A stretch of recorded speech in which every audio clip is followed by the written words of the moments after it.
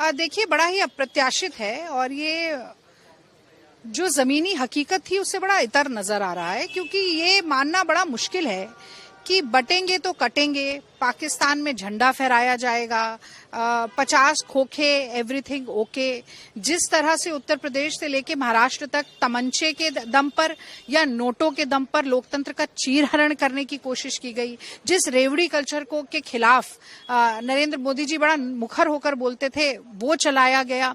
और जो मुख्य धारा के मुद्दे होने चाहिए थे, बेरोजगारी हो, महंगाई हो, महिलाओं की अस्मिता हो, किसानों के लिए सम्मानजनक निधि हो, वो गौण कर दिए गए और उस पर जनता ने वोट दिया है। ये मानना मुश्किल तो है, पर मुझे लगता है कि जो भी जनादेश है उसे सराखों पर रखना चाहिए। और ये मैं जरूर कहना चाहती हूँ पीटीआई के माध्यम से तमाम देश में जो कांग्रेस और इंडिया गठबंधन के हमारे संघर्ष के साथी हैं कि करके विधिवाद न खेद करो, निज लक्ष्य निरंतर भेद करो, बनता बस उद्यम ही विधि है, जिससे मिलती सुख की निधि है, नर हो न निराश करो मन को। तो चुनाव हारा जाता है, हिम्मत नहीं हारी जाती। और हम एक मजबूत विपक्ष की तरह जनता के जो मुख्य मुद्दे हैं उनको मुख्य धारा में रखने का काम करेंगे। पर झारखंड बहुत महत्वपूर्ण है, क्योंकि झारखंड ने सबसे पहले तो मोदी जी को डरा दिया है। अब ईडी, सीबीआई, इनकम टैक्स का विपक्ष के नेताओं के ऊपर दुरुपयोग करने, उनके विरोध के स्वर को दबाने से पहले मोदी जी 10 बार सोचेंगे।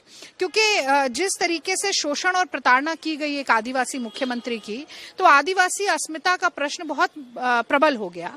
और उसी के साथ साथ सामाजिक न्याय और सामाजिक कल्याण की जो नीतियां रही, वो इनके घुसपैठिया नैरेटिव जो हेमंत बिस्व शर्मा चलाना चाहते थे, जहर उगल रहे थे वहां बैठकर, उसको पूरी तरीके से ध्वस्त करने का काम किया है। तो मैं झारखंड की जनता को सबसे पहले बहुत बधाई देना चाहती हूँ।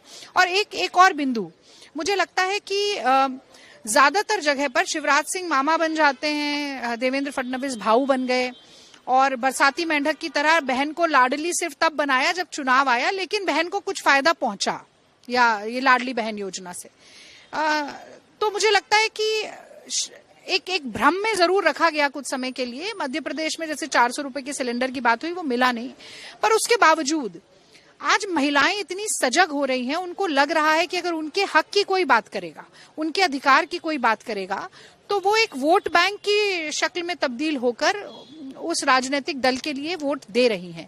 वो झारखंड में भी हुआ और वो महाराष्ट्र में भी हुआ। मुझे लगता है कि हम अगर इसमें दलगत राजनीति पर ना जाएं, तो ये महिलाओं के राजनीतिक सशक्तिकरण की दृष्टि में एक बहुत ही सुनहरा अवसर है। और जो प्रचंड जीत प्रियंका गांधी जी को मिली है वायनाड में, जब वो संसद में आकर महिलाओं के इन अधिकारों और हक और हुकूक की बात करेंगी, तो मुझे लगता है वो सुनहरा काल होगा महिलाओं के राजनीति में भागीदारी का। और जो नरेंद्र मोदी जी डिलिमिटेशन के साथ जोड़कर आरक्षण को लगातार टालने का काम कर रहे हैं, वो भी ज्यादा समय तक नहीं कर पाएंगे। और अंततः इस देश की हर विधानसभा में, देश की संसद में कम से कम 33% महिलाएं बैठेंगी और देश का नीति निर्माण करेंगी। उस दिन का बहुत बेसब्री से इंतजार है।